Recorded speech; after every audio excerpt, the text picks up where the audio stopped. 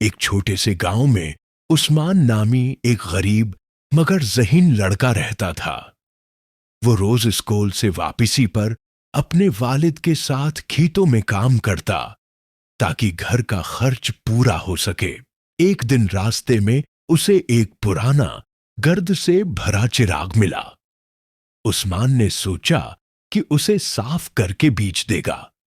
جیسے ہی اس نے چراغ صاف کیا، ایک دھوئیں سے بنا جن باہر آ گیا۔ جن نے کہا، میں تمہاری ہر 3 جائز خواہشیں پوری کر سکتا ہوں، مانگو، کیا مانگتے ہو؟ عثمان نے کچھ سوچا، پھر بولا، پہلی خواہش میرے والدین صحت مند رہیں، دوسری میرے گاؤں میں ایک اسکول بن جائے، تیسری مجھے اتنا علم ملے کہ میں دوسروں کی مدد کر سکوں۔ جن مسکرایا اور کہا، تم نے بہت عقل مندی سے اپنی خواہشات چننی ہیں، تمہاری نیکی کا بدلہ تمہیں ضرور ملے گا۔ چند دن بعد گاؤں میں ایک NGO آئی اور وہاں اسکول بنانے کا اعلان کیا۔